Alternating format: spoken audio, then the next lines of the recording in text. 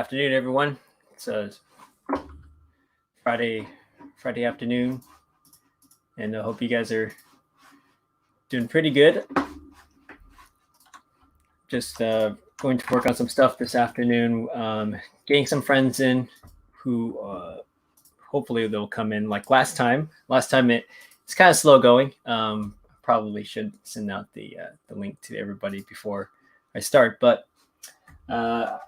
hope you guys are all doing well, and it's been great having some interesting conversations with people about just the whole trying to navigate the new economy. And one of the things I'm wondering, or one of the things I did yesterday was look up some the latest TV shows, the talk shows. And what's interesting about that is,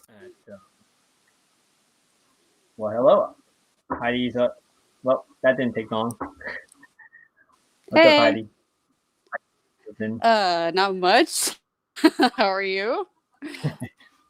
Good. That's a nice, sexy light table there. Yeah. I'm finally getting to use it for the first time. I brought it with me on 2 trips and didn't use it at all. So, is that one of those that's like pretty big and then it's like a LED? Yeah, okay, I don't want to blind everybody, but it's got like 3, I think it's on the brightest setting right now. So it's about like what, A3? Is that the accurate thing? Like 11 by 17, if not more than that, a little bit more than that. And it's got 3 different light settings. So, and it's super light. And I'm hoping that will mean that like if I have to downsize my office, I won't necessarily need to keep the big IKEA table with the little like light thing built into it, where you kind of you stick a lamp up and shine it from underneath. So this is mine right here, this clunky old thing.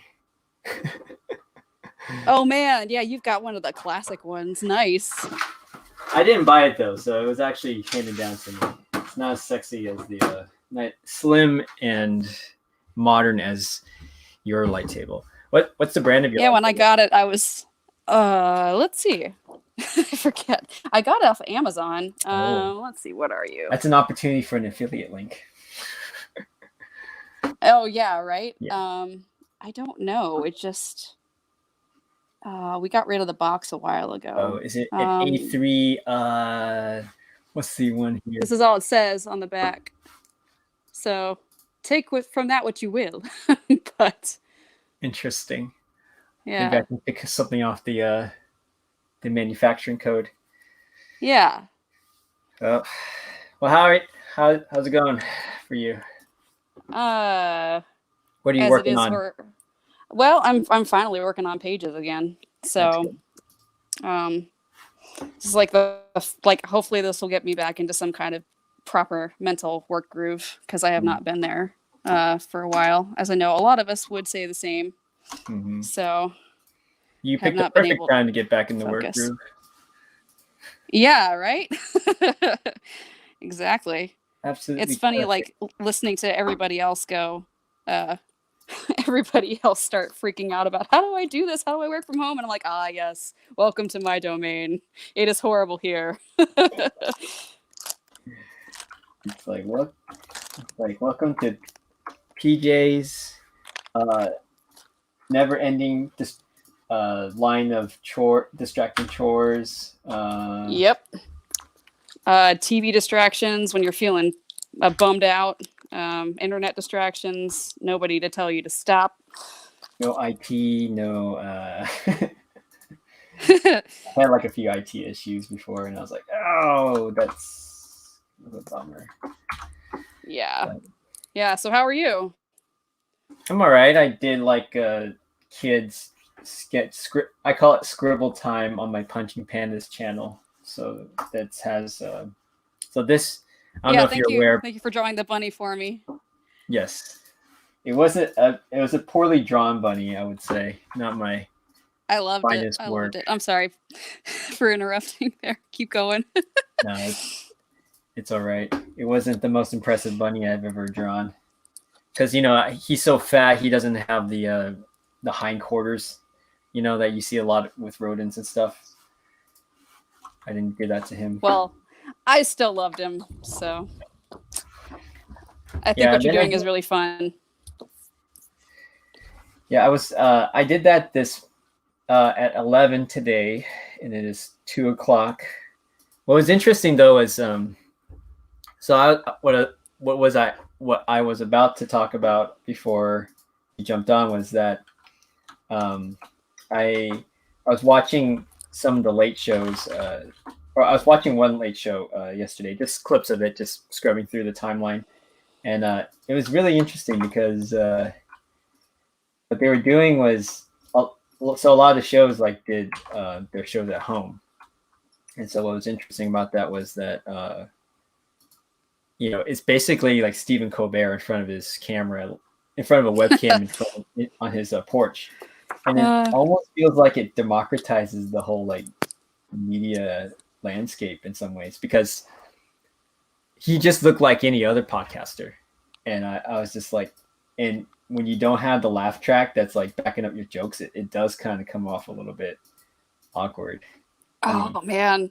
Not to say that he's not talented or funny, Yeah. but there are definitely times when the less funny jokes don't really land, or it feels like the person's just ranting about whatever political views that they have, and so it becomes a little bit less like a comedy show or a produced show. And I think a lot has to do with just now everybody's in a home studio, so it's kind of like an interesting free for all right now. Right, exactly. And it kind of feels like, oh, you're the same. You're the same as us when you don't have all of the money and the equipment behind you. You're just another dude hanging out talking to the internet in the vacuum. Yeah, and it's like, although probably yeah, much less of a vacuum, of course, than it feels like for us small timers, but still. Yeah, but it is interesting to see, because we were talking yesterday with Kevin. Kevin was on the stream yesterday. He was talking to, and I think I asked a question about, would YouTube ever go into licensed content like Netflix is doing, because in the early days of YouTube, a lot of the traffic came from people wanting to look up old clips of movies. It's basically a bunch of intellectual property, a bunch of IP theft that was happening in the early days. And now, but he was making a point about when you see YouTubers making ASMR videos about cooking or something like that, they're getting tons of millions of views, probably more than some TV shows. So it's why would they want to ever go to do a TV show or a series or whatever? And exactly. So, did you see what they were trying to do with the Karate Kid? I didn't watch any of that. I didn't do the YouTube Red stuff. Okay. I mean, I heard people who love that. Yeah.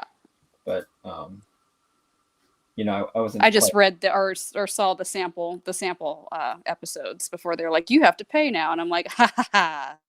Joke's on you. I have no money. So. Yeah. So I don't know. I mean, at least with those shows, those talk shows, they have the distribution for cable and the television networks. But it's weird when you see them on YouTube, and it's almost like they're, certain YouTubers have a better, are more. It feels like they're better suited for the platform than a mainstream TV host who has to go to YouTube now. And yeah. I don't know if Stephen Colbert knows how to use OBS, but you start learning how to. He's probably grumpily looking up tutorials like the rest of us. Oh gosh. Yeah, so that's what was been happening. I watched one of Mo Willems. He does these lunchtime noodles now, which was kind of the inspiration for doing the show that I did earlier this morning. And it felt more cool. like he was doing it more as like he's not drawing all the time, but he's more like, showing his process and showing what he's done with his previous books and like the Pigeon and Nana, and so it's kind of cool to see it from that aside. And there's probably a lot more. He has a little bit more diversity in terms of the content that he has. So he'll show like props and stuff that he's worked on, and it's all being distributed by the Kennedy Arts Center. So I have to check that out. Yeah, he does it every day at 11, maybe 10 or 11, my time slot. Our time? Okay. Yeah. Well, I mean, your time slot. Okay, so you're gonna be fighting for it. Yeah, I know. I'm gonna fighting against Mo Willems. Fighting for my attention. Yeah. Is it really attention, or are we, or is it a rising tide? What do you think? I'm not entirely certain what you mean by that question. Well, rising tide meaning like, oh, if everybody does what, if it's like, it's like a sense like if we all do, if somebody does well, then everybody does well, kind of thing, or there's a rising tide, and I think there's also like there might be a saturation issue, or I've seen so many people. I haven't been streaming, or I haven't been able to jump in and join you so much because Brandon's home and he works on a bunch of confidential stuff for work, and so I get ousted from the office a lot. So now I'm on the couch, which is fine. But I've been noticing, like in my lack of absence, or my absence on Twitch, is that so many people are streaming right now. So many. And I'm getting notifications left and right, and I'm thinking, like, if I were actually in there and watching, like, I would be jumping back and forth all the time to check out everybody I know. So it's not a bad thing, honestly, because I think there are a lot of people that are homebound that might not have been also that can actually watch during the day. So that's something else to be taken advantage of for sure. Mm-hmm. I was thinking briefly, like, if I should name my Scribble show Pandemic. Probably not in good taste. I kid. It has to have like the it couldn't be the E, it could have to be pandemic. Yeah. Pandemic. Yeah. Pandemic. That's actually pretty great. I don't know. I don't feel like incurring the wrath.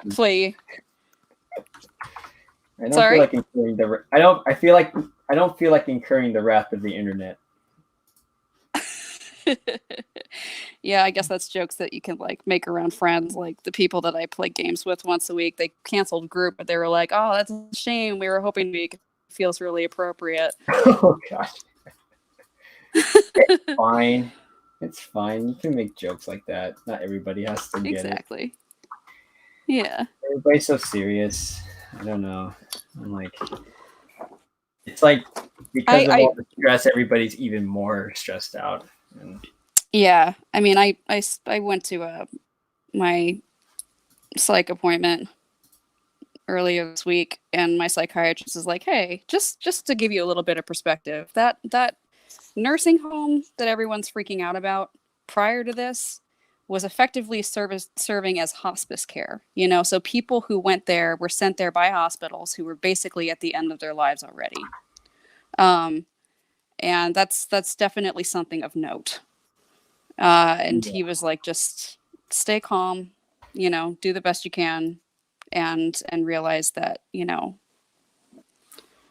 obviously, don't be careless, but it's not as, you don't have to make it as dire, Yeah. Just do your due diligence, basically.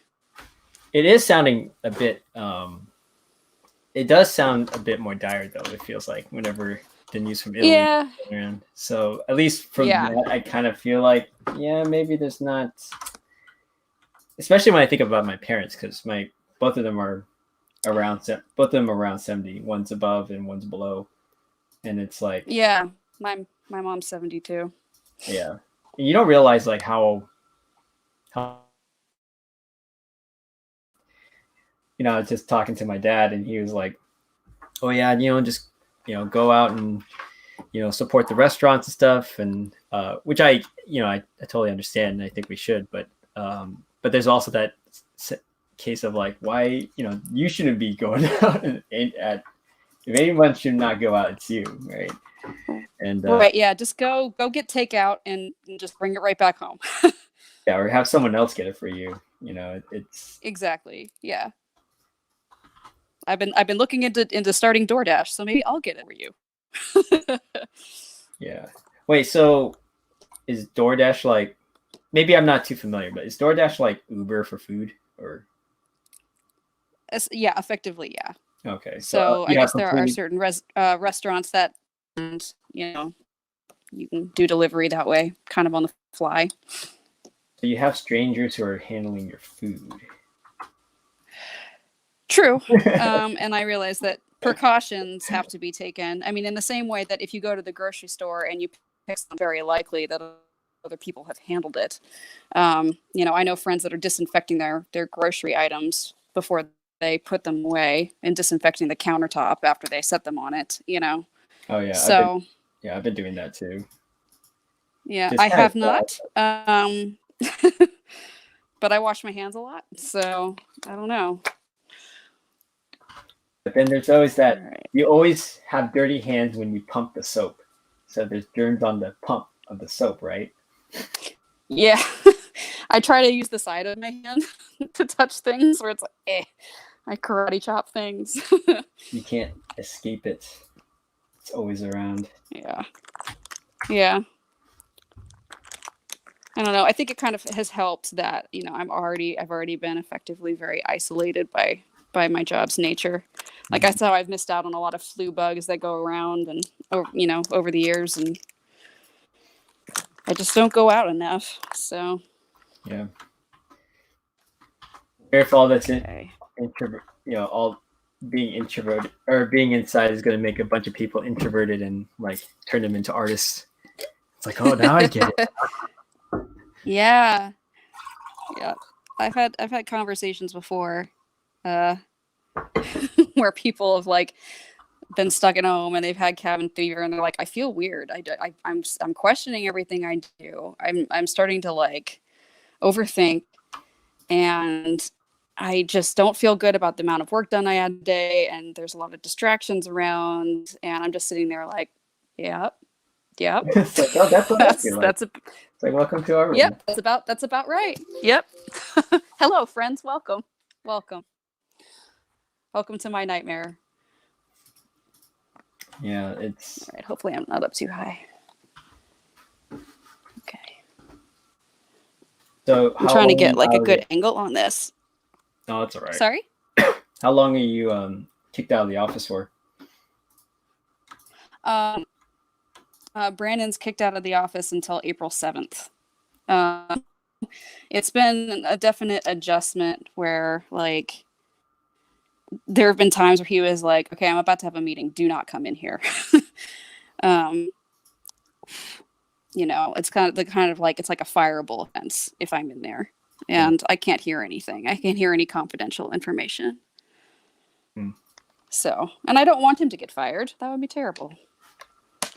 Well, so I've been hiding out in the living room. No, though, would you just be like spoiling everything like as soon as? I mean, would like, you be I'm spoiling not malicious like that. This is awkward. Just tweeting it online. That's what I found. Yeah, like look it up. Like I've got so many secrets, Twitter. I've got so many. Wait, so how did your kind of your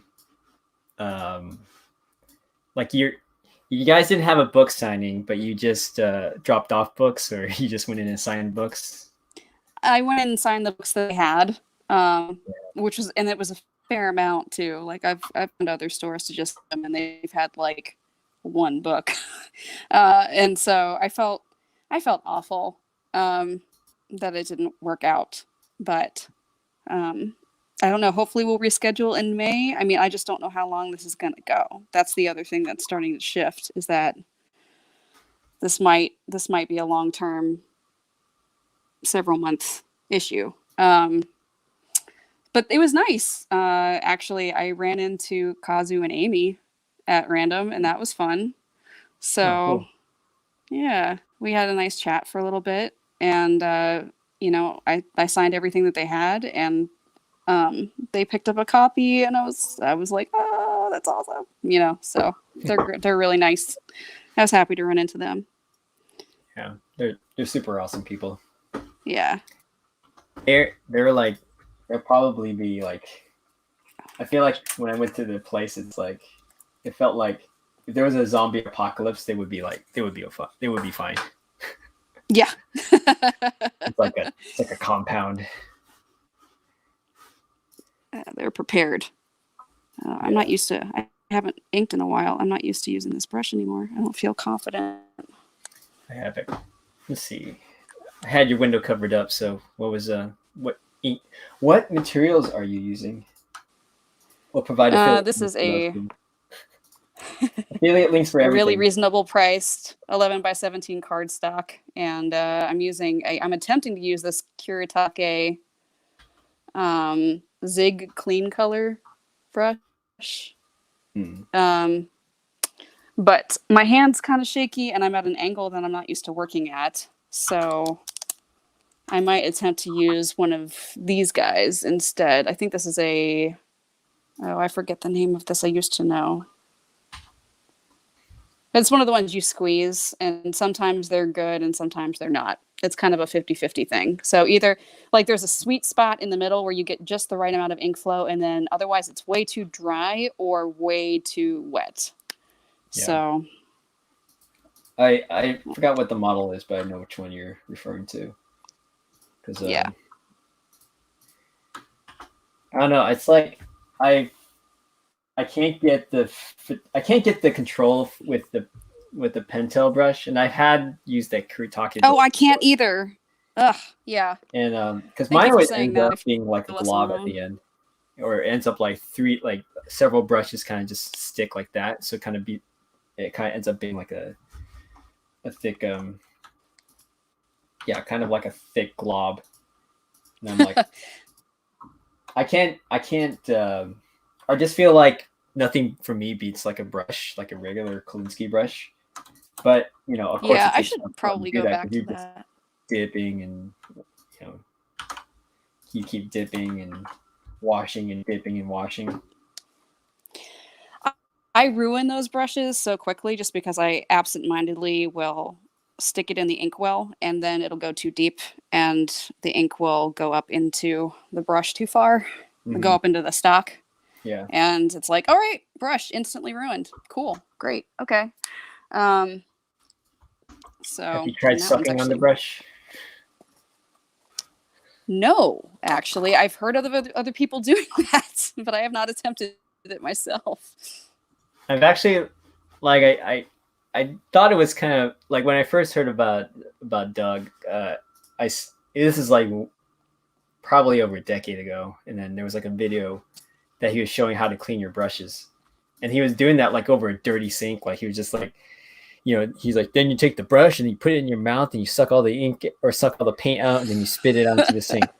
And I was like, I don't know why, but like that stuck to me. So I actually do that with my brushes. I mean, like I do it with like a little number 1 too, and it's like, I mean, there is some ink that's stuck in there. Oh, what happened? Yeah.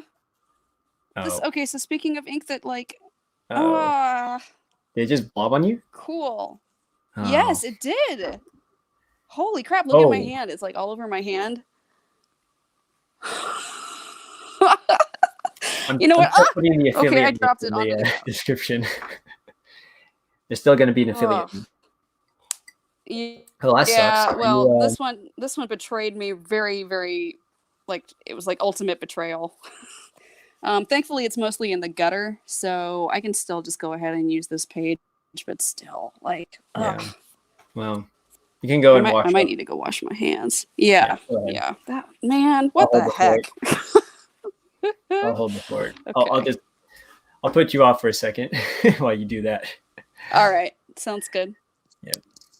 All right. Well, while Heidi's getting cleaned up there, that was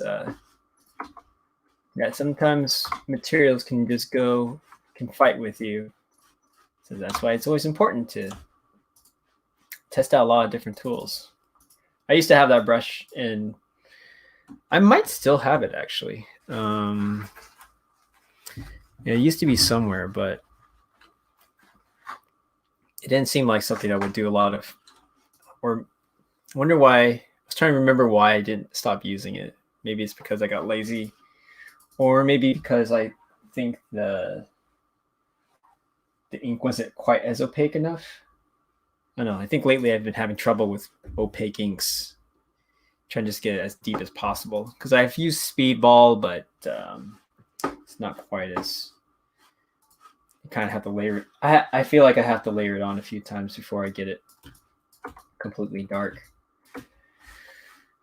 So anyways, what I'm working on right now, I'm just transferring some files at the moment to get. I'm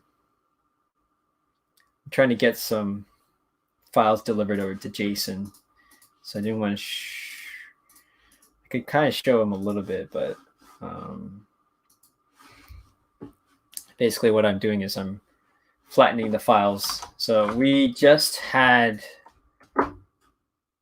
The nice thing is that I spoke with him this morning, and we have the lettering is done, or it's gotten to a pretty good place. So we can probably start showing previews eventually.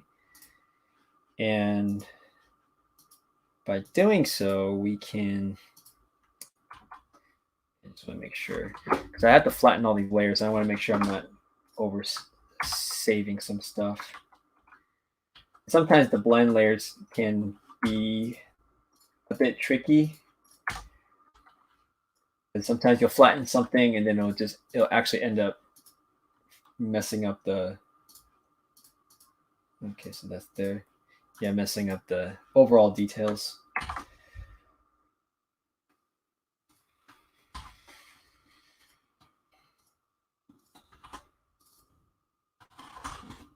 Yeah, so we got the lettering completed or not completed, but to a pretty good point for Pigeon's Progress, and we're kind of looking at how to get the thing published. So we're just in discussions about that. So I'll let you in on some details once we kind of finalized our strategy, because right now funding for comics is kind of taking a little bit of a backseat because of all that's happening, at least for me. I do want to do some crowdfunding for my Hugo book.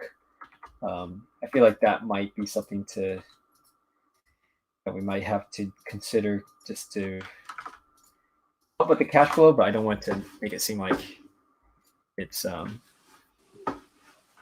that I feel desperate about. But anyways, welcome back, Heidi. Thank you. Back to the other brush, because I don't trust the other ones. You know what I suspect? It's possible that like traveling in an airplane might have caused a little bit of, I don't know, pressure buildup in those.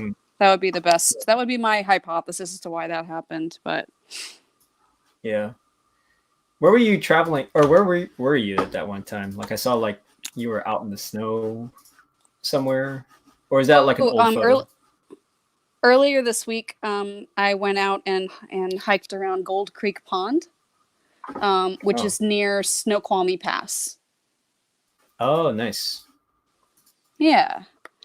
So it was a little bit of it was a day trip, and my mom really wanted to show that area to me before winter thawed. And it's a long way from thawing out there. It's crazy. It's the snow is very high. The snowpack is very high. I've never seen anything like that. So it was awesome.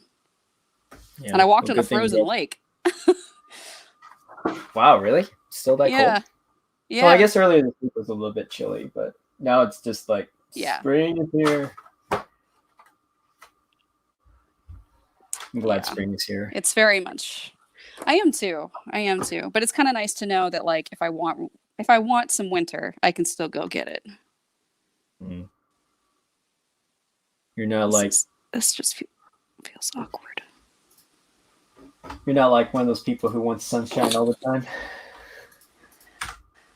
You know, when I thought about when I wanted to move here when I was in high school, and I like sunshine. Don't get me wrong, but I also really like rain, and uh, I just felt like I was suited to be here because I like to, you know, I mean, we work very indoor based jobs, and there's nothing. It's really nice to be able to just sit somewhere comfortable while it's raining out and work on art. Mhm. Um, it's very soothing indeed. Um, I think for me, it was the biggest change was just knowing how like early the sun sets in the winter here. That was the hardest thing. Yeah, I kind of wish that the it would be a little bit warmer when it rains, because like I always imagine wanting to just sit on the covered porch and then just like doodle and draw while it's like raining outside. But Did you grow I up guess here? I grew up in Portland, so pretty Oh, close. okay. Okay. Yeah. Yeah, yeah. So I Um, would always see like that in like maybe I see that in movies where it's like in the South where they have those thunderstorms, or Texas, yes, because yes. they can have Yeah. those We used summer to thunderstorms. And I was like, oh, I would like to do that. And then it's like you do that here, and it's like, oh, you're just miserable. It's like I'm going back inside. It's very cold, yeah, in comparison. I used to in Virginia, we were on top of a hill and we would watch the storms roll in and we would watch, the lightning strike and everything from a distance and it was really fun. We'd like count to see how many miles away it was. Hmm. Um, and then once the hills in the distance were like washed out in white, we knew it was time to come inside because it was about to rain pretty hard. But that was a fun thing, and I missed the thunderstorms in Atlanta a lot.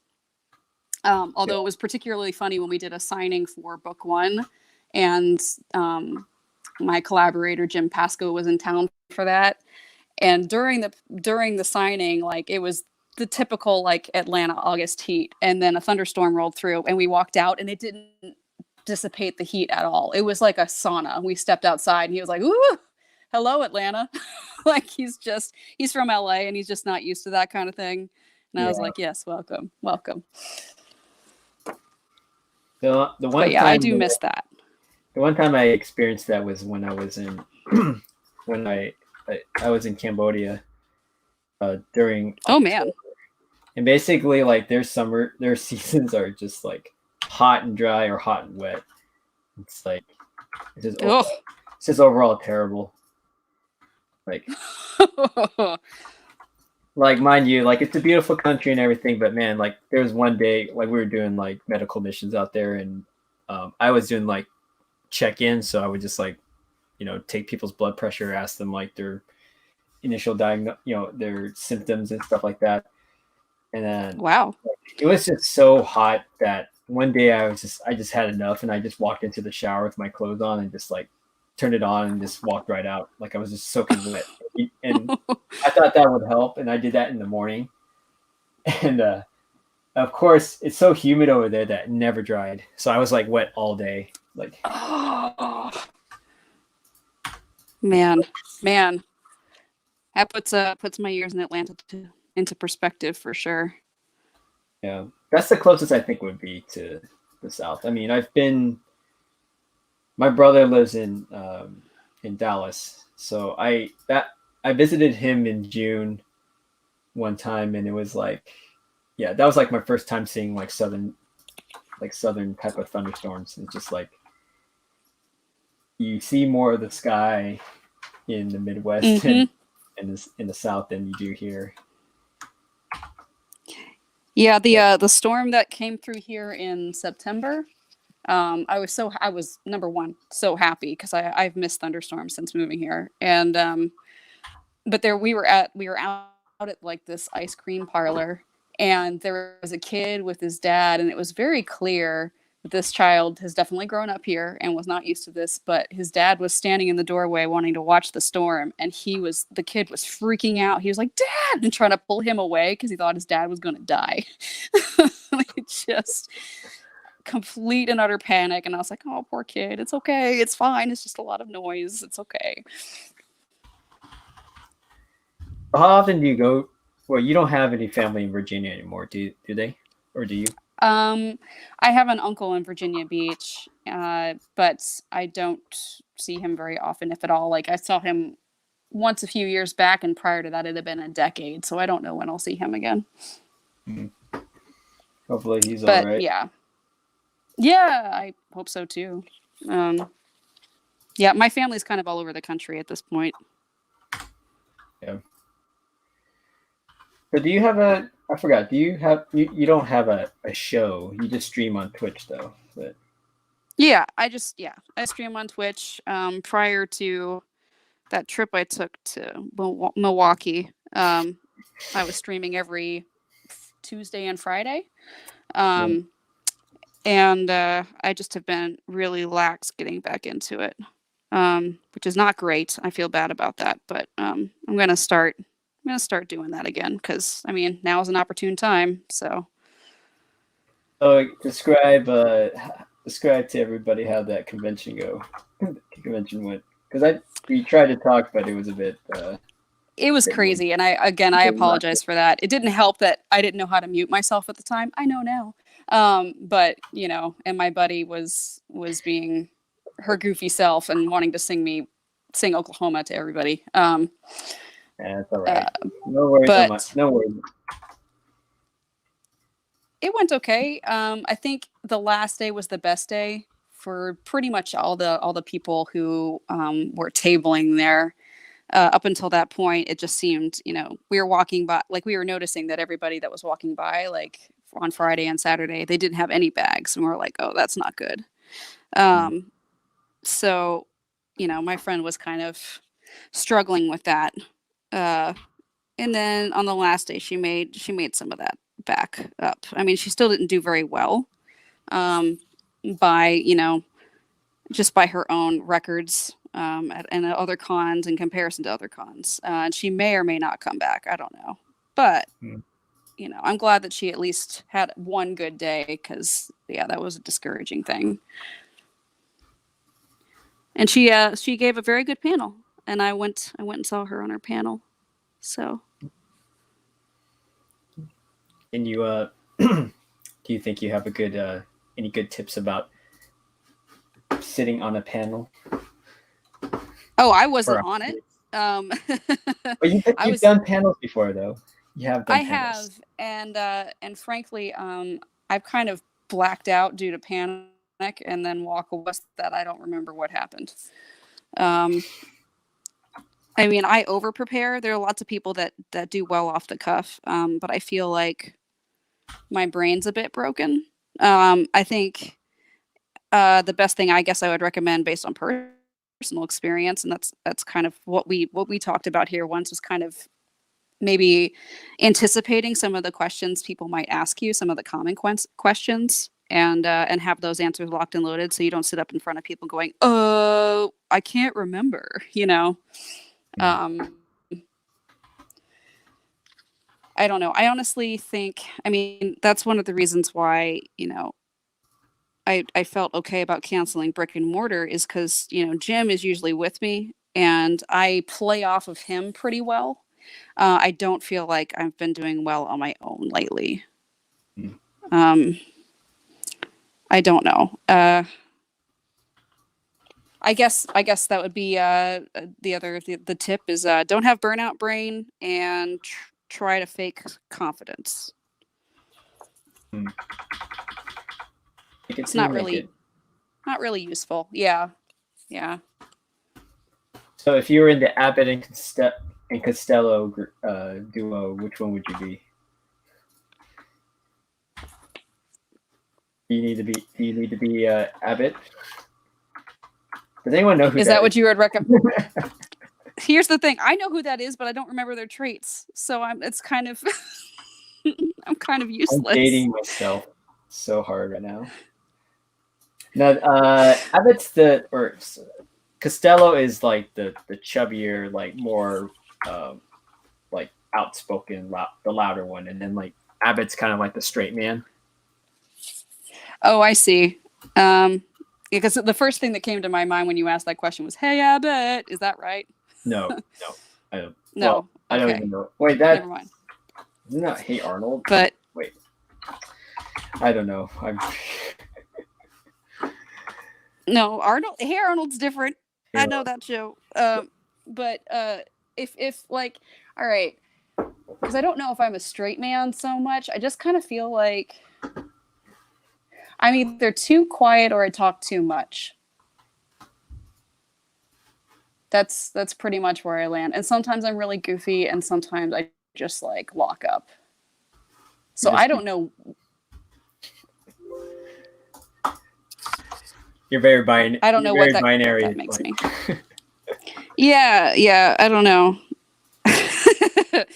I'm trying to fight that. I mean, that's half the reason why I started streaming. But I've hung around like friends who also do it. Like you do an excellent job, just kind of talking when you're the only one there and making conversations with others. And I'm like, wow, how do you do that? You know, because I'm one of the people who will encounter somebody and be like, oh right, I was meaning to ask them about blank after I saw them 3 hours ago.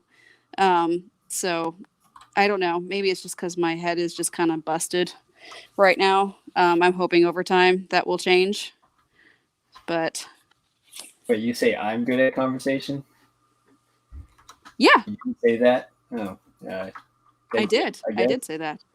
I don't know if that's true, but well, you seem to be doing a good job to me. I think it depends on the circumstance, right? Because sometimes, like in certain circles, you're like I'm sure if we put you in a room full of other artists, it's like you could definitely be like the life of the conversation, and then other ones, if you have like more experience, more prominent artists, you probably feel a little bit more intimidated. Yeah, there's a little bit of quiet, like I'm gonna admire you from over here, or tell you I love your work and then disappear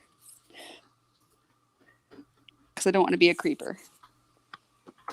Well, okay, I think I'm adapting to this. So what do you even talk about? You're just like, I love your stuff, thanks, and that's I mean, sometimes I've gone up to people and like at Emerald City last year. I was able to go up to this one person and be like, what is your technique? What do you use? Like I was able to kind of pour over their work. Like sometimes, it's not that hard. Other times, I think it also helps too if I'm able to support that person financially by picking up something that they made. Yeah. And I feel like half the time, if I'm unable to do that, which is, well, no, not half the time. It's pretty much 90% of the time I'm unable to do that. And as a result, I kind of feel like I don't want to become like a table barnacle, if that's what they call it, where it's like I hang out there too long and I don't pick up anything and then get in the way of them actually having paying customers. So I'm always hyper aware of that. And it does cause problems when it comes to trying to connect with people. Yeah, I mean that's one thing I like. I do think like the conventions are a good thing to have in terms of the face to face, but I think sometimes whenever I see like best practices for tabling, I those are good, but I think there can also be a little bit too much emphasis in terms of like the commercial part. And I understand like, well, people are trying to make a living off of this, which is valid. But I think there's also a part where I've been thinking a lot with business in terms of like, you always want to over deliver, right? You always want to like, sure, you want to keep the lights on and stuff, but like sometimes you might have to like take the loss, or you have to, like today, for example, like I was a bit late in delivering a book. Someone bought a book for me, and I was like, I got to get this book out. But then like a couple of days had passed, and it was like, all right, I got to get this thing out. And then eventually I finally shipped it out. But then it was like, I feel kind of bad just giving them their product that was just kind of late, right? Like if you imagine like maybe if you ordered it on Amazon, you get it by like tomorrow. But then I thought, you know what, I'm going to kind of sweeten it a little bit, because if in case they're kind of annoyed about it being late, I'm going to throw in something extra in there. So I threw in like an extra sticker sheet just to see like, maybe that might help them feel a little bit more positive. And I think that's what I think as a business, you would probably want to do that, to give that experience where it's like you want to make the customer feel like they're cared for, or maybe the person that that's talking to you, that's trying to glean some information from you, even if they're trying to do it for like their selfish purposes, like even if they're being a table barnacle or whatever, it's like it should be regardless of what the situation is. I think you should always try to like over deliver, even without really accepting anything. So, and Yeah. yeah, I mean, I've had those situations too, where on both sides, and I'm happy to talk to people personally when I'm tabling. I have seen it become a little bit of a problem sometimes if like I'm really having a long conversation with somebody and then someone comes over and I'm like, oh, I'm sorry, I need to ask them if they need something, or if they want to pick something up. And it's never really bothered me too much, so I don't know why I'm hyper concerned when it comes to talking to other artists. So that's kind of a bad tangent right there. Oh well. No, that's well, in that case, it's also like trying to make sure that other people also feel that same type of love, right? That same type of care. Yeah. Like in terms of a customer service, right? Because if you just go to like I don't know, Old Navy or whatever, and the associate is just talking to one person, then I can see that, that wouldn't be a good experience, because they're only focusing on one person, and then, so I think it's fine to split your attention to address other customers. Totally. Yeah, totally. Like, I definitely don't feel bad about that. It's just weird. It's like other artists, it's like, oh, don't waste your time. They're the real professionals. It's crazy how the mind works. Yeah. I screwed up a little bit, but that's okay. I just finished uploading all those files. All right. I was basically just trimming all these files to send to Jason for the book. So. Oh, cool. So are you basically finished? I am for now. I mean, we will probably go back and do some tweaks.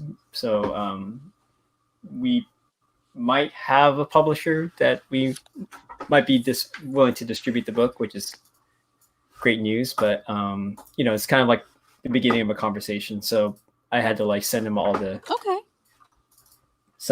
files for him to kind of adjust some of the lettering that was done recently. So Nick Welp is the name of the guy who is the name of his letterer. And he at first I thought like he was just gonna do it straight, like he just put the text here, puts the text there, but I keep forgetting like he's the Sithra letterer, so like the text is just so. Oh, like, he is.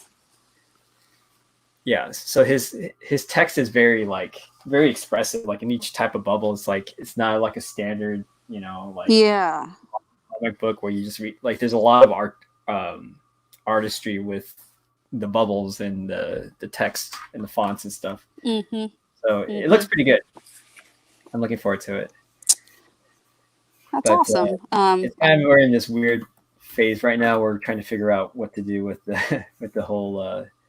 Because we were thinking about crowdfunding it so that we can get, in case we couldn't find a publisher. I had a couple contacts that I was trying to reach out to, or a contact, but still waiting to hear back from him. So I wish you the best of luck with that. I actually got that's like the one, like the rare time that I've been able to support anybody online, is I actually got my Sithra box set finally the other day. I just need to find time just to sit down and read it, because I'm like, it's I feel like I've just been scrambling trying to get all this stuff done, and it's like, just stuff set up for online, and I'm like, I feel like I haven't like gotten the chance to just sit down and relax. But it's hard because it's like for yourself, it's like there's not, you're your own boss right now, so it's like, you kind of have to just do as much as you can, and then hopefully like you have no one else to answer to but yourself. And so it's like, Right. well, Yeah. am I doing enough? I feel like I'm doing enough. But Yeah. I've not really like, this is the first time I've picked up a page and picked up a brush aside from sketch nights and stuff since I like to actually do a comic page. I haven't done anything since February, by the mid-February, way, which is not great. But have you been? By the way, with that inking, have you been saving? You should take a moment to save your. did it? There we go. I did it. I actually did that once with like I was sketching in a sketchbook and I reached over to do Command Z and was like, okay, wait a second. Yeah. I actually, if I screw up on this, typically if it's bad enough that I feel like I need to fix it, I'll make a note in the margin. So when I scan it in, I'll just tweak it later. Yeah, I've been so this is kind of a weird tangent, but I feel like sometimes when I've done work in the past where it's like there's like this part where you're working on your piece and you're trying to work on it as best as you can, but then there's like a moment when you kind of make a series of screw ups, and then eventually like I remember back then it's like when I would screw up or when I would start making a series of screw ups, like all of a sudden it would just start feeling like a cascade of failures, and then you just stumble to the finish line and you're like, this is okay, this is what it's going to be. I don't care anymore. And then Yep. Mm-hmm. I accept and, it. This is hot garbage. I have to be okay with this. like I'm seeing that happen a little bit right now with so my it's weird because my brothers just like sent me they sent me a link to this this app on iMessage where you can play video games. I think it's called Game Pigeon or something like that. And it has all these little games like putt, golf, archery, pool, darts, and stuff like that. And you play with your on iMessage. Like it loads up a separate screen, and you can just play. It's like just a casual game. It's kind of addicting though because it's like they're really short and really quick, and you could play it. You could play it really. You can have pretty quick games if you want to, or you can play longer stuff like chess. But where I'm going with this is there's a miniature golf game on there, and then there's like times when I would be playing this game, and every now and then with golf, it's like if you hit the wrong angle or something like that, it kind of rebounds off in the wrong direction, and then with golf in general, it's like if you screw up, right, you end up like taking on more strokes, and the more strokes you get, it's like the more frustrated you get, and then it's like at some point you just like I give up, and then you just whack the ball out of the course. But I don't care anymore. And I feel like that's sometimes the way with art. It's like you keep drawing, you keep fudging it up, and then it's like screw it, and then you just draw a big X in the middle, and it's like I have so many, like, especially in my Dark Crystal pages, there are so many, like, me making, like, fix this character's eye, and then, like, the biggest angry face, like, it just gets more and more, like, frustrated in the sides. And, like, I thought about what somebody told me. They were like, you might want to, like, take out or white out if you're going to sell these pages. Stop screwing up, idiot, things like that if you want to sell these. And I'm like, yeah, you're probably right. oh, those are so good. It's like it's the expression, it's artist expression. I would buy a page if you said like like or keep it simple stupid or something like that on it. Yeah, I don't know, like, it's weird to go. I have to go back and see what might have been written there. It's usually like fix this character's eye, fix this part of their face, or like something weird where it's like the line art is too thick here, something. But I feel like there have been times where I wrote down something. Oh, that's right. I don't remember what it specifically was. I might have written something where I was cursing in the margins, and I brought my portfolio with me to Comic-Con for the signing so people could look through my art. And my editor was like, you might want to take this page out just for the time being because there are children here. Like, oh, whoa, right. Sorry. Forgot that was there. Had naked people. Do what? You had naked people there, Oh, or no, like in the margin. I was so angry. I was just like, you know. Oh, you were just stop, like, stop. yeah. Yeah, I was just like, I don't know what I said, but my editor's okay. Just FYI, I don't think you were like, you were right. I did not. Yeah. I don't know if it's therapeutic or not. Well, it's like all those Disney artists. Like you see some of their old art or whatever. Like, I mean, like Freddie Moore has like really appealing drawings, but then he's like always drawing this other. I mean, he's not drawing crass stuff, but I mean, he's drawing like, stuff you wouldn't really show to kids in Fantasia. Yeah. Well, I guess they had some of that in Fantasia. Yeah, there's a little bit. There's a little bit. Just a bit. Just a bit. Shoot. What am I doing here? Trying to animate this character. Oh, you're animating something. My phone is up above my head, kind of, so I don't even know what you've been doing. That looks cool. I'm trying to finish all these shorts eventually. I have 9 of them uploaded. I'm trying to get to 12, or maybe you should. Oh man! Get to 30. I don't know. Go peruse your YouTube channel. Yeah. Well, it's not going to be much because I took off a bunch of the live streams already. So I basically this is going to be the live stream channel so that, we can drop F-bombs and all that other stuff. And then the panel will be more kid-friendly-ish. Mm-hmm. I generally keep it kid-friendly these days just by default. Well, aren't you so wholesome? Well, I mean, I think it helps because it's like in the past, I don't think I was aware of like being in public, and I didn't want to like say something that was overheard by a child unintentionally. So you're worried about your reputation that well, being considerate to other families and yeah, like I started feeling convicted about it, so I stopped. And on the plus side, like if I'm ever upset about something or I hurt myself or whatever, like I know that I'm not going to default to saying something that's going to make a 5-year-old very upset. Now, like I've gotten out of the habit, so that's good. It took a while, but it got there. Mm-hmm. Yeah, I'm trying not. I don't usually vent online, and I don't recommend it. No, yeah, that's not the way I do things. I saw either. Some people venting recently, and I'm like, I don't care if you're right or wrong. It's just not a good look in general. Like, yeah, I mean, people are free to express themselves, I guess, but I never think that doing it online is the best way to do it. I see it resonate with a lot of people, but at the same time, I'm like, nope, not worth it. Not worth it. That's not the kind of interaction I want. So I don't want to feed into that. Yeah.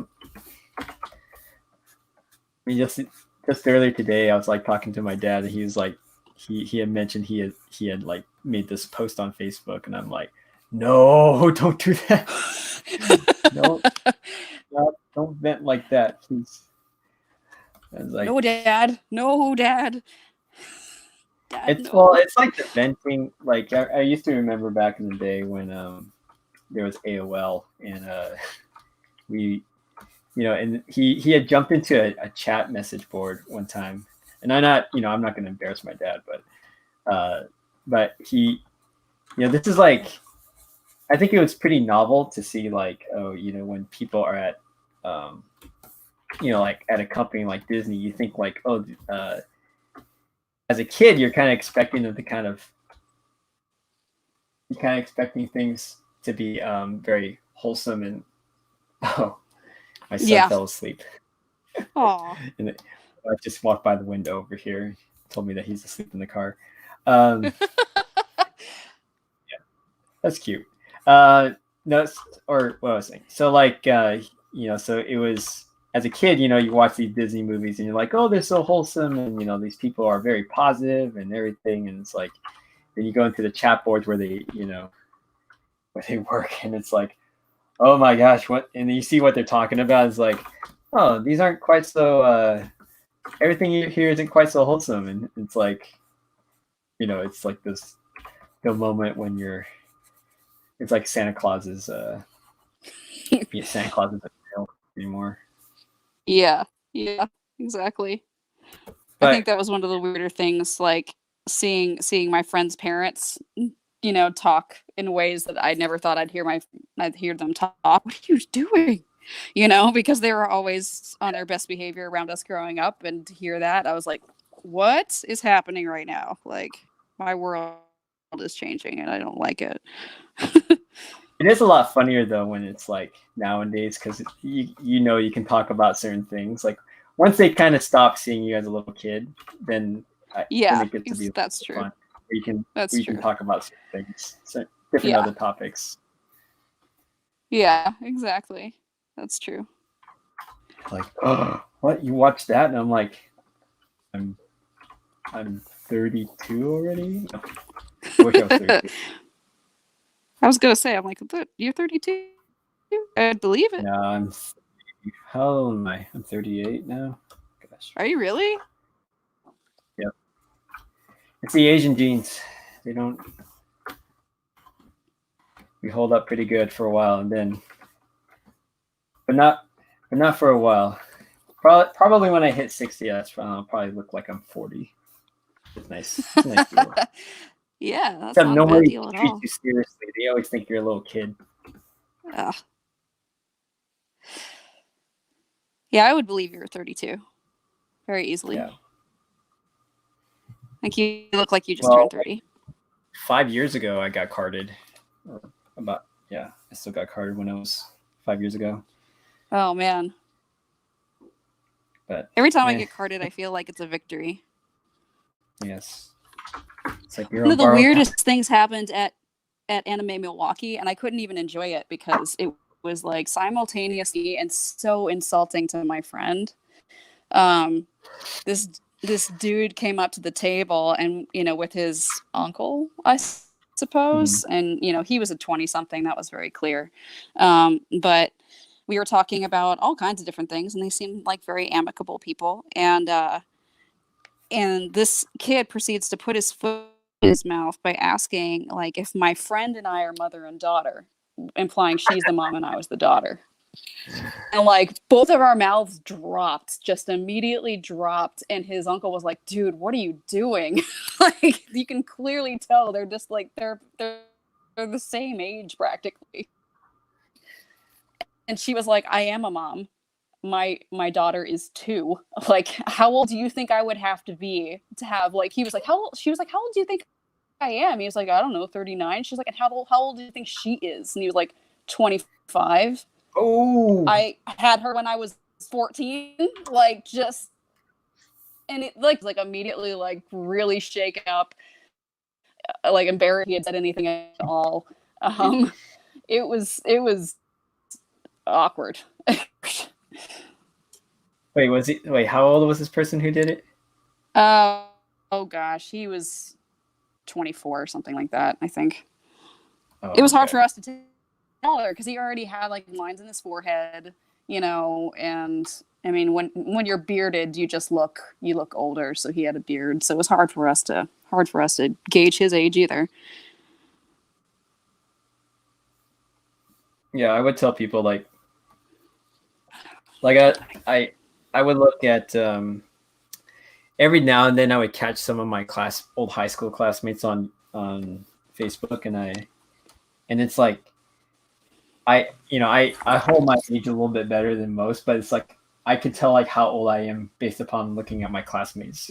I'm like, I would look like that. Yeah. Like some of them are balding.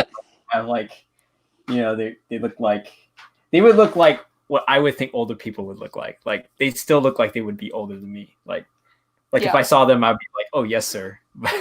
Yeah, like we would be. I feel it's also a byproduct of just being being kind of in a more creative field, because some of these people feel grown up because they went into grown up careers. They feel more adult than I do, just by default. It's strange. So it's hard to say. But I see that, and I'm still kind of in denial, and I'm like, no, I'm sure to them I probably look like, oh yeah, he's definitely her age. Did you go to your high school reunion? No. They year did started. you graduate high school? I graduated in 2002, the year of the palindrome. The palindrome. Oh. Same forwards as backwards. Yeah. Yes. I was in the smoke-free class of 2000. Oh, so you were in 2000? Yes. Nice. It's called the smoke-free class of 2000. So it's like, yeah, so we were pledging ourselves to not imbibe in harmful substances, which I doubt now. With most of us coming from Oregon, I doubt that right now. Yeah, like, wait, lifelong pledges? That's a pretty heavy promise there. It's like the year 2000. See, I was talking about this with a friend who was so he was in Canada, but we're like, did you ever go through DARE? Yes, I did. I had a DARE T-shirt. Mm-hmm. Yeah. And I think I told him, like, I heard this anecdote about, like, drug use actually went up after that program was instituted. I think I heard that too. Yeah. I don't know. We could check Snopes or something like that.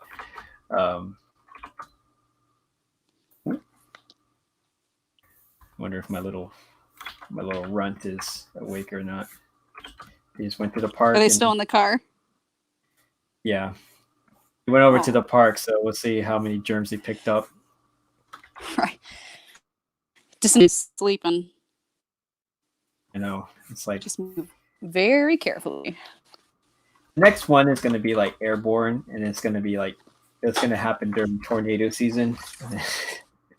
Right. I noticed on Netflix I can't help but think about the test, the epidemic test that went through, like, on Parks and Recreation, and all the insanity that happened because of that, like the bird flu or something. It was like a faux test or whatever that the city ended up tanking on purpose. Oh, it was like a test of the city preparedness. So they had someone come in and just see, like, how the government responded in a situation like that, and of course it goes hilariously wrong. But wait, I was gonna say something. Oh dang, it's gone. It's gone. Is it as good as what were you saying? At the filibuster? Oh yeah, that was a pretty good episode. Oh, that's what I was gonna say. That's right. So I noticed, and this is one of my favorite movies growing up, which is weird to say, but I noticed that the 90s movie Outbreak is available on Netflix, and I put that on my list right away to rewatch. Yeah, it's like, like, why do everybody want to remind themselves of, like, are they trying to look for solutions, or? I don't know, like, for me it's more like entertainment value. Like, I have weird kind of happy memories associated with it. Like, as a kid, sometimes I grew up, in the airlines effectively, and so sometimes we would get standby seats in first class, and that particular time it was first class in a 747, and in the early 90s that was like a really posh place to be. I don't know how that is now, and they've retired most of them anyway, but I remember they brought me like this delicious Mrs. Fields cookie, chocolate chip cookie, and the chocolate was like, was like perfectly runny. And then they gave me like a selection of miniature videotapes so I could watch my own personal movie in this small TV. and I picked Outbreak. And so I just have this like really fond memory of being in first class, eating a really good cookie and watching that movie. So now I'm going to do it again. And I'm going to try not to associate it with all the weird stuff that's happening right now. As everybody's screaming and bleeding from their eyes, you're just like sitting there munching on cookies and like munching on a cookie. I was in 6th grade. I'm like, this is just the best day. I don't know. There's something wrong with me, I guess. Have you done like a comic about that? I feel like that's worthy of a comic. I think so. Yeah. I think that same flight, I also had this great memory of like, and it's funny because I don't know, it's kind of embarrassing, but it wasn't embarrassing for me.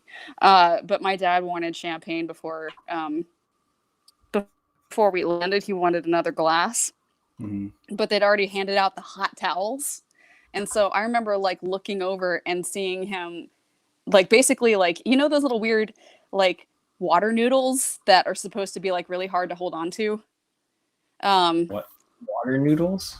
They're like little plastic toys, and they've got like, they're filled with water. They kind of like turn inside into each other, and like sometimes they'll have like little sparkles or on the inside, and like it'll just like they can shoot out of your hand or something.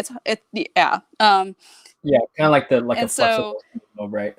Yeah, the idea so of like, a snow globe.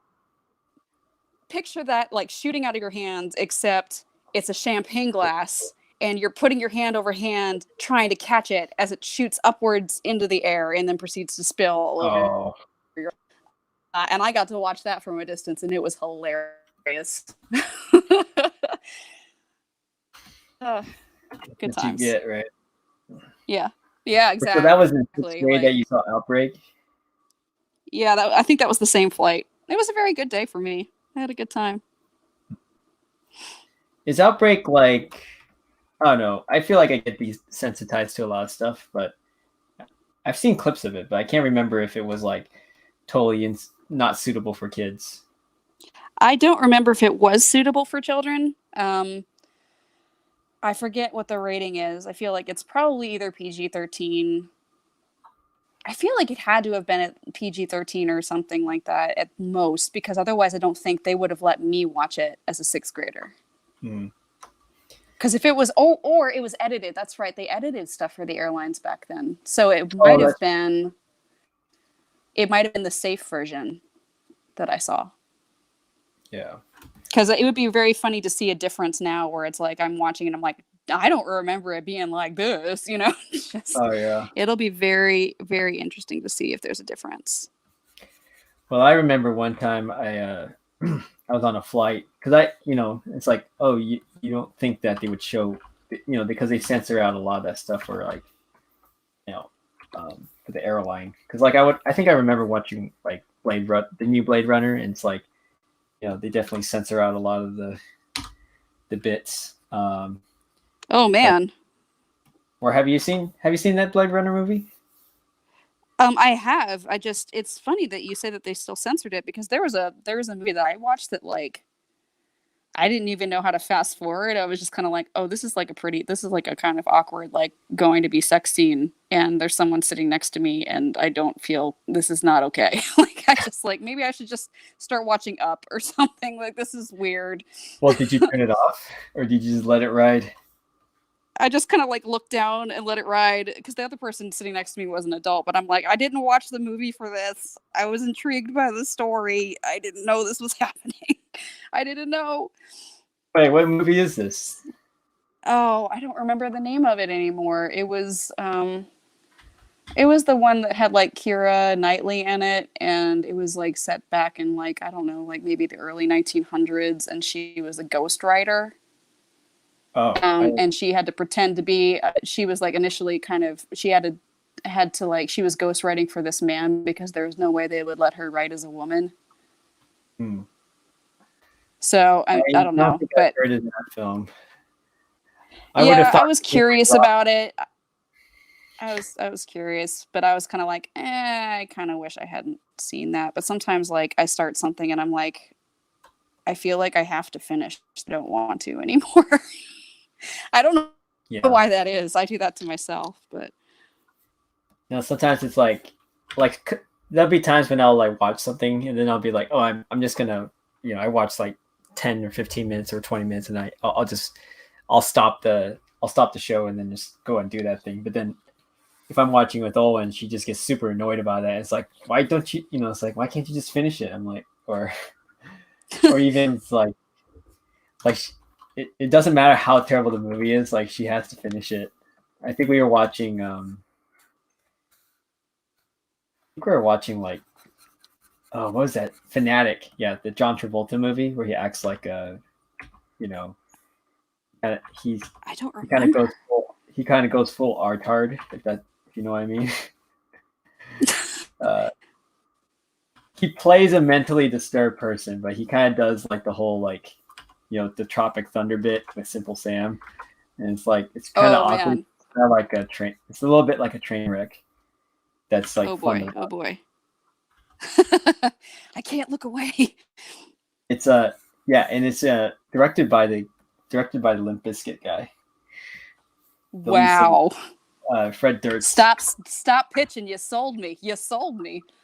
Oh, there's even a part in the movie where they're like, so it's about this guy who like is overly fanatic about a celebrity. It's like it's trying to be like some commentary about how we deal with celebrity and such, but they do it through like a mentally disturbed person, and so like it doesn't really, I don't know, it's shot well, I think, but then it's kind of like the acting definitely kind of makes it feel a little bit over the top. And but there's a scene in it where this like guy that's driving and he has like Limp Bizkit on. He's like, yeah, this is great stuff. And I'm like, oh. He did it all for the nookie. Yeah. Like,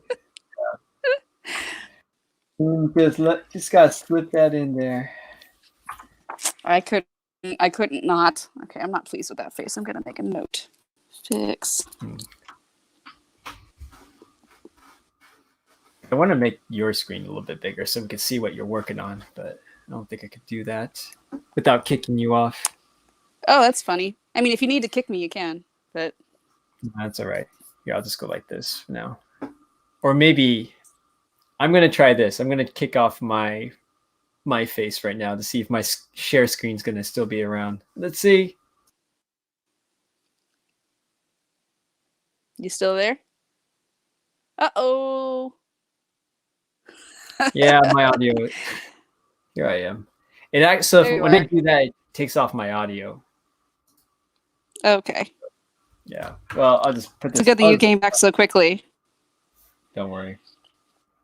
I'm not going to leave the show in your hands. Yeah, don't do that. No one will come back after that. I'm going to do some shenanigans. Whoa. I'm glad I'm adjusting to this brush. Like, it took me a while to get warmed up, but I think I feel comfortable. And the other brushes are dead to me. They're dead. I've never been betrayed. It's working out for you now? Yeah, it's good.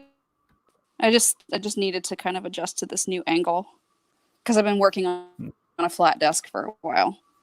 Not necessarily by choice, just out of sheer negligence. I didn't want to try to get behind there and raise it up on my own, and I didn't want to ask for help.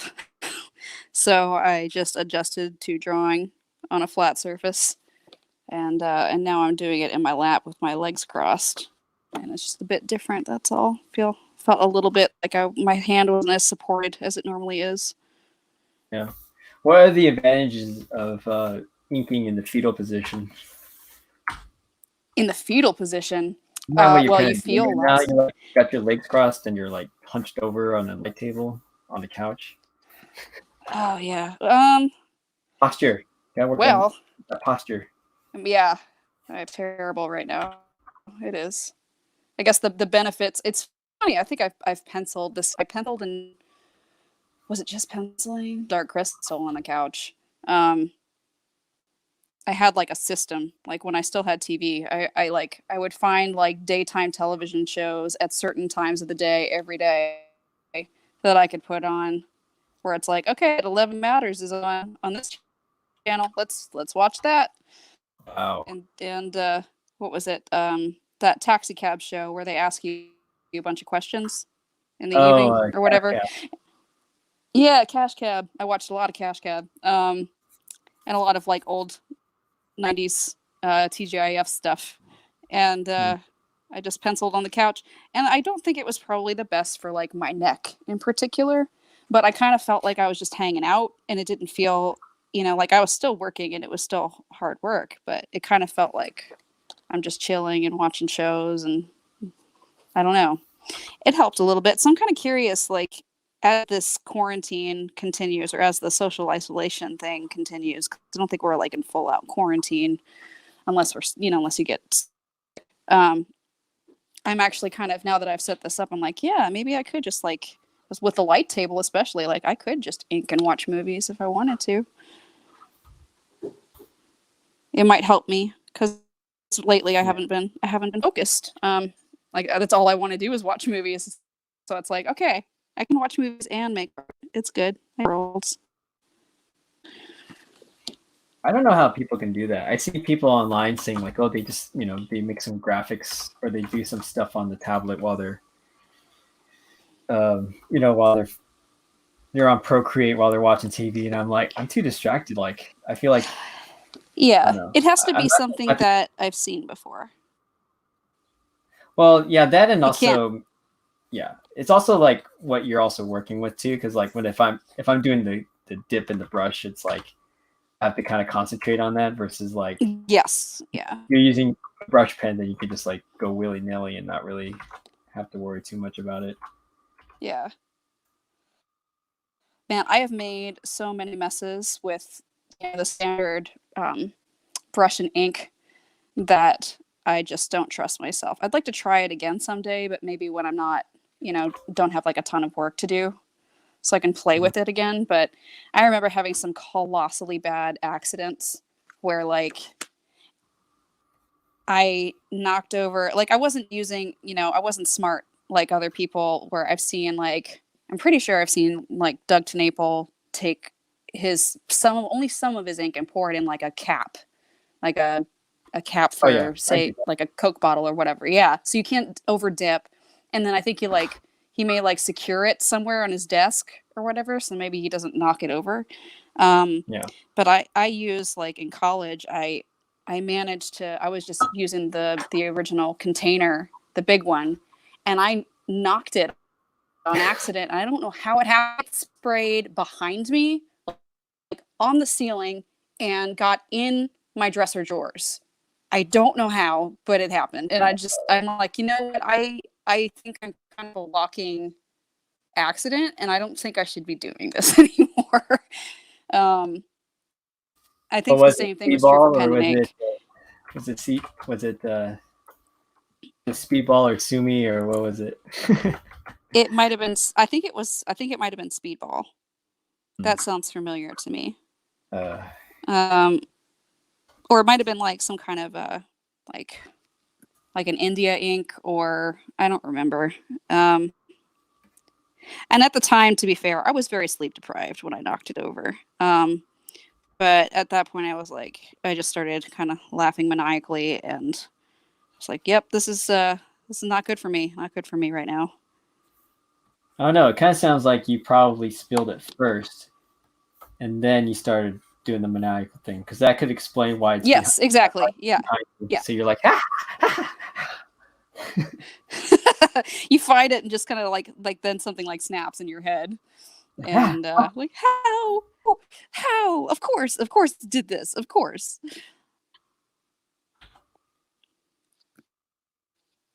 So that What was have you like one been of the last watching? times I've ever used it. Yeah, what have you been Oh, I'm watching in sorry. terms Say, let's see. Okay, I've actually just been watching things. Like today, I watched an episode of Chernobyl. That's a super happy thing to watch during my lunch break. And what else? I watched all of Beastar yesterday. I've kind of been like bottoming out and watching a lot of Netflix right now. And we did like a trial run on HBO, so we watched Watchmen. Who watches The Watchmen? Apparently I do. And She had been on else? yesterday. We had this whole discussion about Watchmen, about like. Oh, did you really? Oh, dang. Yeah. It's Ah. on. I guess you could go watch it if you want to watch a 3-hour stream, but we were like talking about Kevin. We were talking about like Kevin was saying. It got to this discussion about do when a creator makes something, do they own it or does it belong to the public? And it's kind of like the idea. It was basically, it stemmed from that the whole like Alan Moore not being happy with them making Yeah. and so it's like, oh, it's like, what kind of voice do we have, or what kind of voice does the artist have in their own creation? Like, can they have that voice, or is it like no longer theirs after they make it? And I mean, I guess it depends on if you give up the rights, which I guess he did, because otherwise they can't legally do that, right? So. Well, he said they didn't. That's his Really? thing. Yeah. But they went and made it anyways. Well, they said they did with all their lawyers and stuff. So, I don't know. But in terms of just like the creation and the vision of it, I think like if we got to this discussion about like Miyazaki, for example, which you can watch on HBO too. Nice. He's like a little dictator, right? And in terms of like what he wants, he's very exact. He's very intent on what he wants to produce, right? There's not much collaboration with his work. Yeah. Whereas like there's a vision. And then it's like, oh, Star Wars is everybody's. How do you feel about that? I don't know. I mean, obviously things are. I mean, I think about Star Wars, and I don't really feel an ownership over it. Like it's a big part of my childhood, and it definitely influenced me very strongly. But I don't feel like it's like I feel like those moments are mine, and it doesn't matter what people do with the series going forward. Those moments are still mine. But I don't feel. I mean, it's always a bummer where I'm like, oh, I'm not connecting to this the way that I connected to the originals. That's a shame. But I don't feel anger over it. I don't feel like it's supposed to be one thing or another. I just kind of let go and go, well, I liked this part of this. I guess in the same way I think about. I don't know. I feel like if Alan Moore didn't actually give up his rights, I feel he's very justified to be upset about that. Because I think that was what we were talking about is what we actually talked about here was that, he told the story. The story has been told, it's done. It doesn't need to be expanded upon in any way. And I get that. I don't know. I prefer the story told and that's it, right? Like to me, yeah. I feel like there's this weird thing where it's like people got to keep the train going. It's like, why doesn't it's because they're not going? I mean, it's kind of like when you watch a movie, like especially say like you watch like Cinderella, right? And then you're like, you kind of go through this whole journey, all this music, all this animation, all this character, moments and stuff, and then you get to the climax, and then you get to the ending, and the music is soaring and rising, and then it concludes, and then it's like, the music ends, the curtain comes to a draw, and then it's like it's over. But then it's like doing sequels and all that stuff. It's like it's just as if you watch that, and all of a sudden it's like.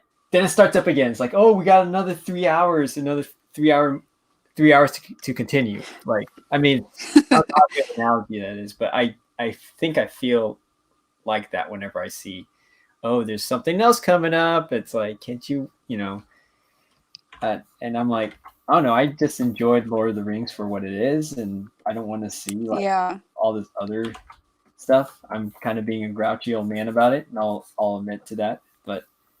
Yeah. It's like make new stories, guys. New stories, please. Like, do that. Like the finale. Like a finale, is that what you said? I like the finality of it. Finality. Yes. Yeah. Or maybe it's like And eating a full, like a full course meal.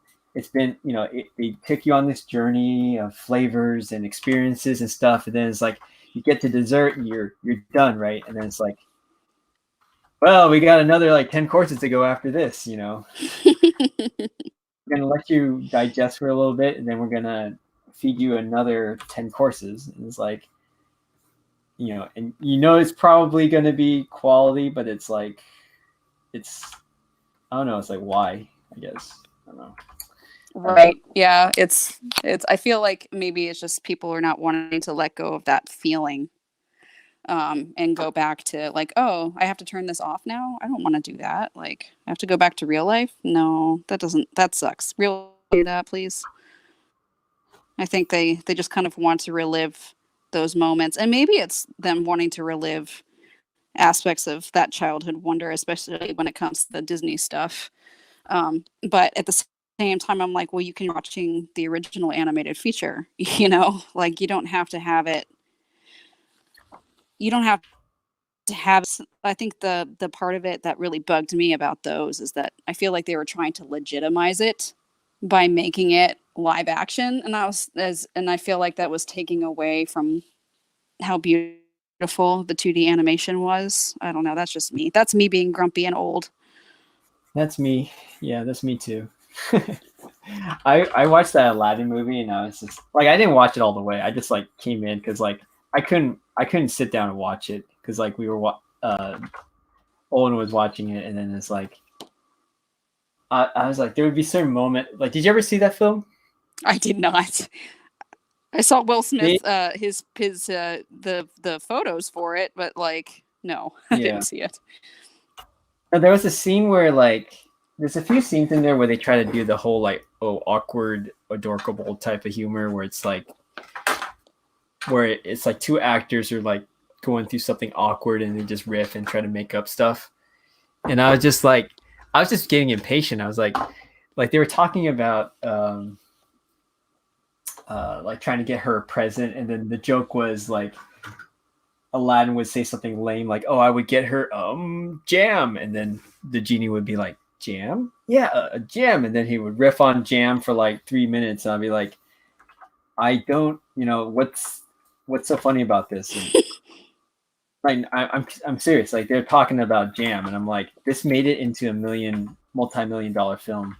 And you guys are trying to riff on it, like, whereas you see the previous films, which they had to spend the time to draw these frames, and it's like there's no time to like do it's you can't be inefficient with your film. You gotta like every Yeah, gonna cost money, and you can't just like riff on it and make stuff up. yeah, And I'm like, just get yeah. to the point. Improv is not so great unless it's at the hands of Robin Williams, because I think they did do some improvisation there with his lines and stuff. I think some of the things that he came up with, they were like, okay, that's too good. We gotta get this in here, in the like for the voice recording sessions.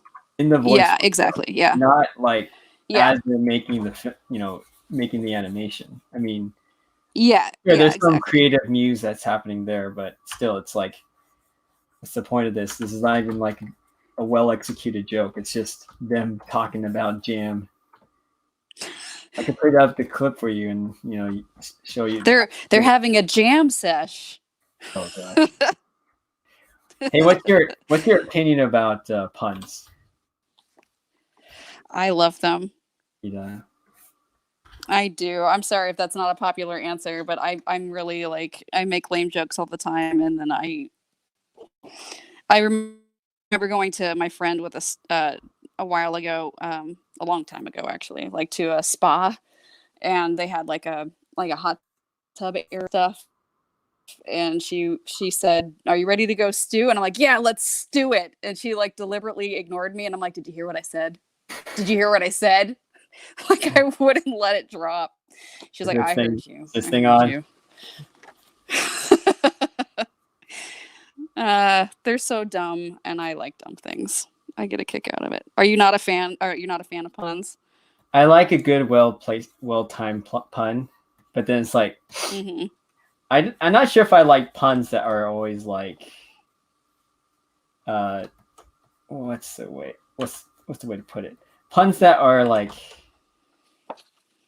to me, like a pun is it works when it's like kind of temporal, where you're like, oh, you say something super duper cheesy, and you're kind of self aware about how cheesy it is, right? But then it's kind of like put in the title of like a TV show. Trying to figure, or like, because I see this a lot with a lot of artists on like online, where they would name their website or something like kind of after a pun, which is like, people could do whatever they want, but it just seems like when you see it in the context of like the other content that's out there, it's like everybody does puns, and I'm like, it kind of feels like puns won't translate well to other countries, right? To other cultures, right? Because it's very specific. That's true. Right? That's true. And whereas like if something's like Ghibli, right? Studio Ghibli, like the name itself is I think it's Arabic, if I remember right. Like it's supposed to refer to, I think, the way clouds are formed. I think it's actually supposed to be pronounced like Ghibli. So it's not a Japanese word, but it's supposed, like, it has a different meaning but it's not like a Japanese like pun or something like that. And I remember there's also another, I forget what his name is, but he's a Disney artist. His name is not Scott Robertson, something Robertson, but he's a story artist there, and he had like a blog called the Iron Sight. And but it was cool because like the name kind of sticks, because I think part of it comes from he had a reason for putting it there. I'm trying to remember, but it had to do with like something about winnowing or being more intentional, I think, with the story. I'm totally butchering it, but I remember his I kind of like him explaining, and it felt like, oh, there's a deeper meaning to it, versus, oh, this is a pun on something like I don't know. I can't think of a good pun example, but they're out there. Like if you look at a lot of Instagram artists or Twitter artists, there. And I'm not shaming them. Yeah. I'm not going to shame them. I'm just saying that when there's a lot of people doing it, it is kind of like I guess it feels. Yeah, that seems fair. Maybe. I don't know. What was it? Man. You can tell me if this is a good idea or a bad idea, but for a while I was considering putting a sketchbook out there, for sale if I ever tabled at a con again, like a collection, and calling it Practicing Safe Sketch. Is that a bad idea?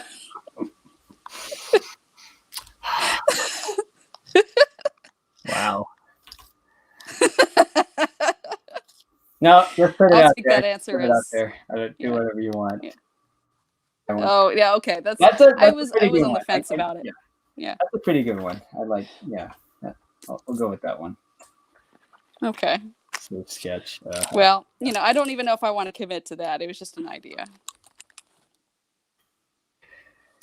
That's a good one. That's a good one.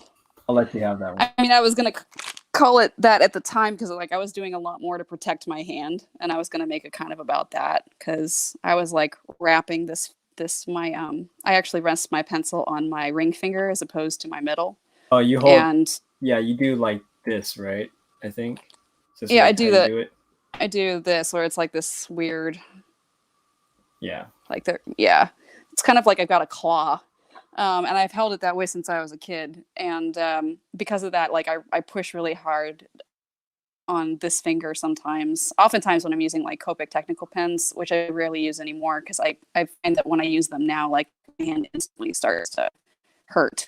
So it would get really swollen. And so I had like a small bit of ace bandage that I wrapped around just this finger. And like I had my wrist was wrapped. I had like an ice, like a icy hot patch on my wrist, and then I would wrap my elbow too because I really like pushed myself hard back in the day, and so that was what it was kind of going to be about, more or less. So that was what inspired it. No, that seems like it's like two camps I see people doing that. I'm more of the holding it like as a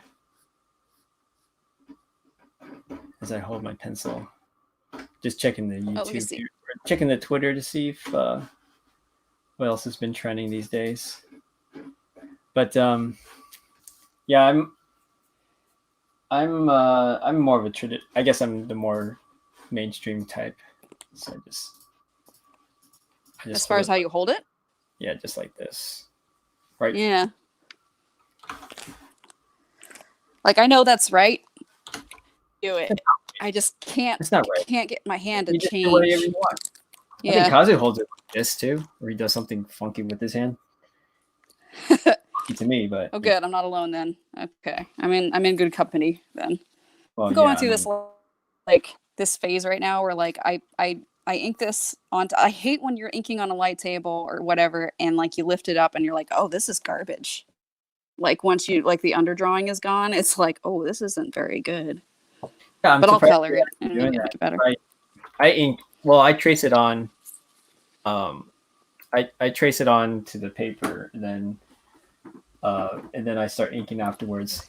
And then when I'm doing that, I'm like, oh, I have to like figure out like what was it that I was doing?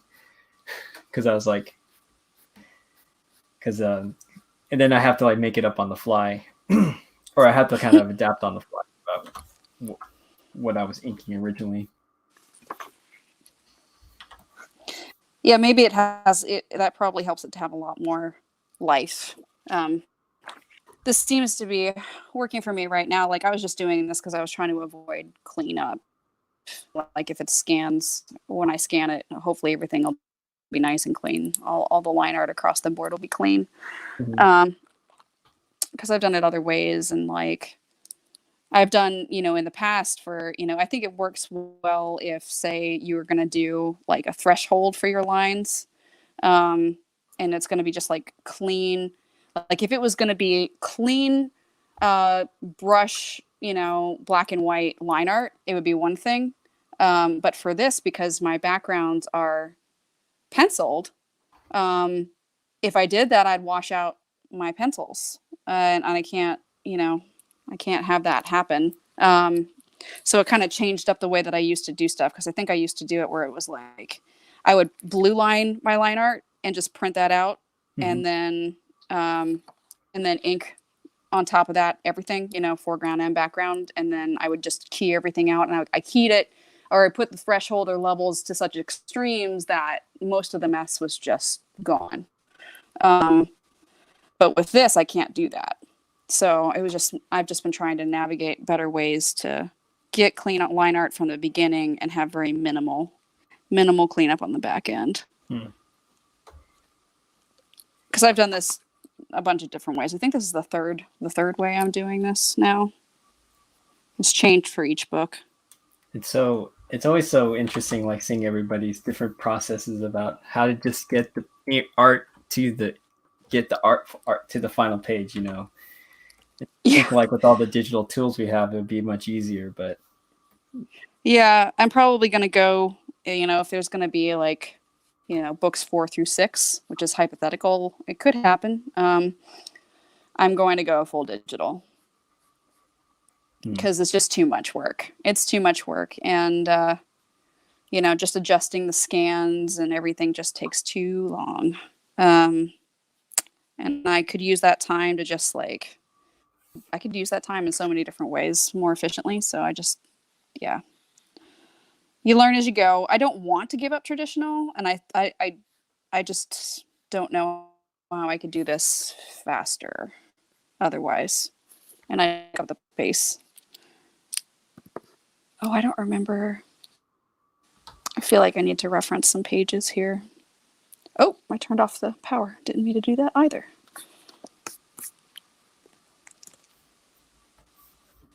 Oh dear. Okay. I'm kind of feeling the same way with this animation, honestly. I'm taking the long and arduous, painful route right now. Yeah. I mean, that's the thing. thing. I think I just have to finish it. I just need to get to the finish line. Then I don't have to animate like this anymore. I don't even animate. It's like, man. Are you animating in Photoshop? That's right. What are you using? I bought Animator's Toolbar Pro. It's a plug into Photoshop, so it's kind of meant to be more like GIFs and stuff, but yeah, it's like, what am I doing? But it's like these animation clips are supposed to be like super short, right? So they weren't meant to be too long. But I'm trying to. I like the style of the Taco House guys, and so I was kind of doing something similar. Oh yeah, where I would be that's like, a good style.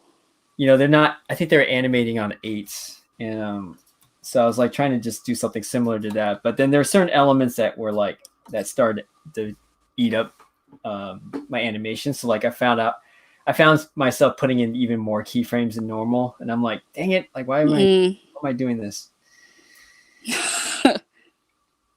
Like shoot, yeah, that's example right there. Actually, let me see. The baked in. But I missed it. I don't know if I missed it or not. I had to lean around. Oh, what? Oh, this? No, this is. I drew this on the wrong layer, so that glove is on the wrong layer. Oh no! Oh no! Yeah, that's no good. A lot of that. But... So, how much have you learned from doing this process? Is this one of the you've been doing Is this what video? This one's going to be video number 10. So the one the one that kicked my butt was the one before that, which was let me see if I can pull that up. Well, it's the one that I just did it with let's see here. It's the latest video that if you go to punchingpandas.com and check out the latest video, it's the it's like this one with the whale. So I'm just gonna play without the audio, but it's like it was so stupid how much time I spent on it. So it's like here, I'll just go full screen. Oh, cool. I did the panda sitting in a boat, and this is the thing that took me the longest time. Not this part, but this guy. Oh dang! Oh, you have like reflections on him and everything. Yeah, that's awesome. Like when I roughed that guy, he was like, when I roughed this whale, it was just taking so many keyframes because it's like I would get off model really quickly, and then like this was finally holding it, but the problem was like I can't do this as a held drawing because his tail is like constantly moving, and I was like, oh, I'm such an idiot. Like, why did I do that? I have like this white blotchy thing here, this white blotch right there. I got to keep registered and make sure it doesn't like distort too much. And I have the shading. Yeah. Looks okay. I could have man. I probably could have cleaned it up more, but at the end of it, I was like, honestly, that was great. Yeah, I was like, that was not too smart. I think that's the bane of every artist's existence is the thought in our heads, but this will look cool. Like that's like the last thing that you say to yourself before it's like the last nail in the coffin. Yeah, basically. Yeah. I have done that way too many times where it's like, there's an easier way to do this, but this will look cooler. I've done that so much. And it did, but I wanted to kill myself at the end of it. So I don't know what good came of it. So hopefully other people will like it. I don't know. Yeah, I'm actually trying to figure out how to do because I have like this other idea for a graphic novel. I don't know if you ever heard me like talking about it with like with Kevin, but last sketch group, because you were on the other side of the table, so it's a big table. Yeah, I wanted to do like a graphic novel that had a chance of getting published. So it's based on like my grandparents' history, and it's what's cool about it is like it's based upon like their time during World War II, and I was like, I think the story has a lot of legs to it. It's just that the challenge. Oh shoot! What I do? Oh my gosh, what am I doing here? Okay, sorry. I'm trying to figure out what did I just do. Okay. Oh, I've been there. It's okay.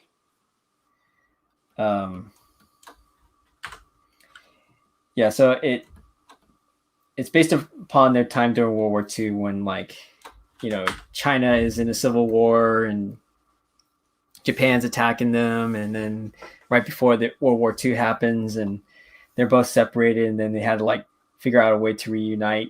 Wow.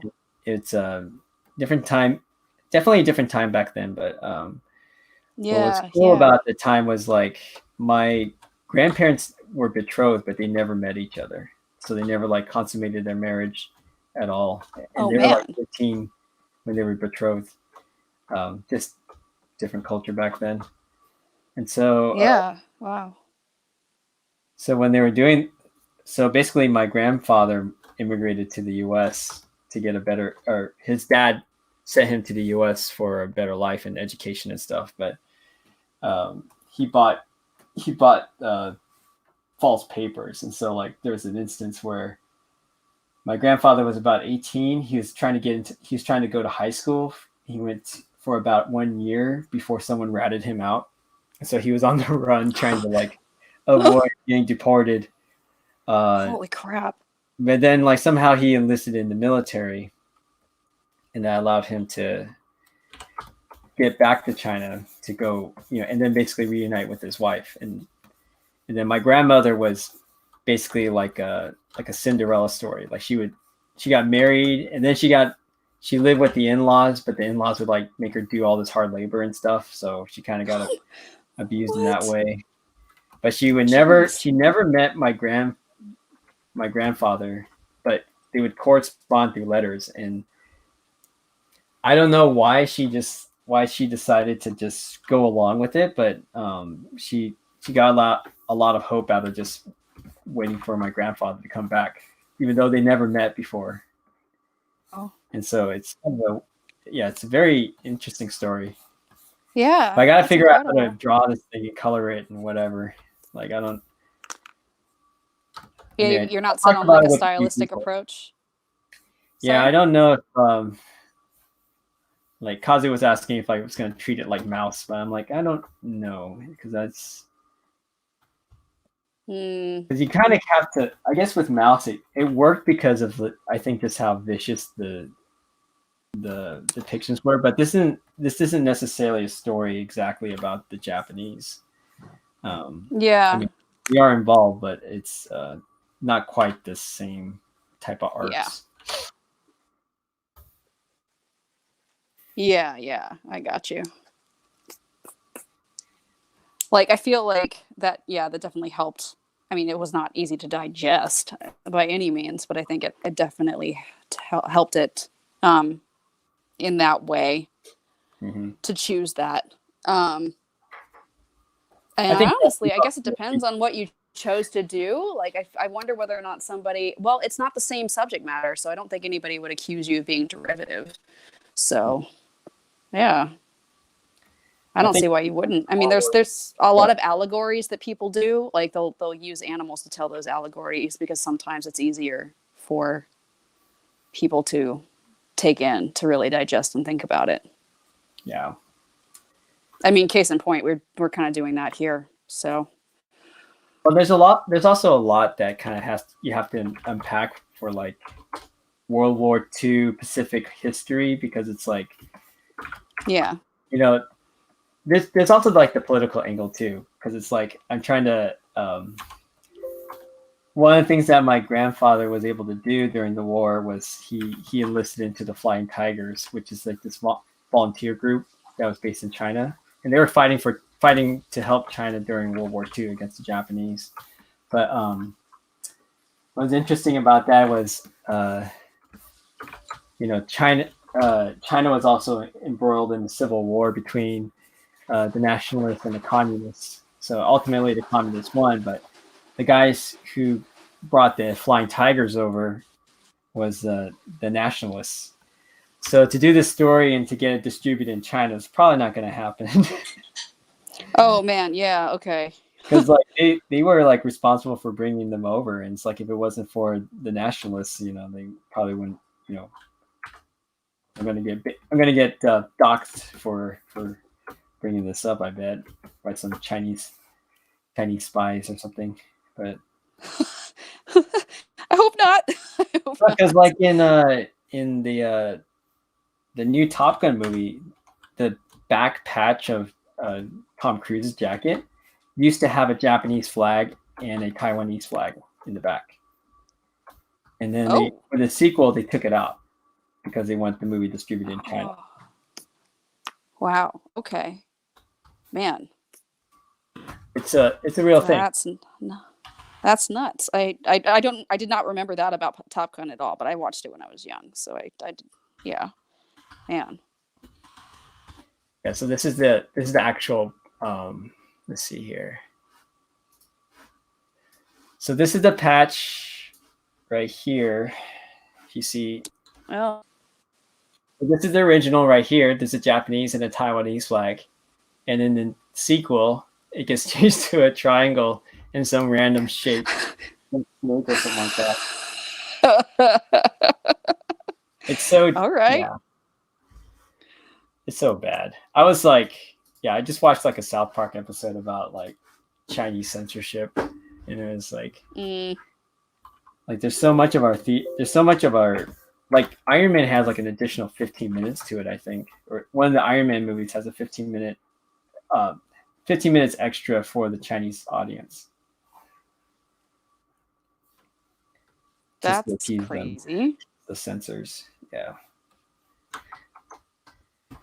But I guess that's what they want to do to sell the bucks. Those sacrifices. Yep. Like the sacrifice. I mean, money's a pretty big motivator. Benevolent government, hail the Communist Party. Right. And someone's gonna take that clip and then distort it and dox me for being a communist. Right. Yeah. They'll be like, "Oh, and she laughed. We got to find out where she is. Let's go get her." We'll get her. Herschel. You do like I know you're not from West Virginia, but can you do a West Virginian accent? I honestly don't know how that would be different from a standard redneck accent, you know? Well, you could probably, what's the difference between like a Southern accent and a redneck accent?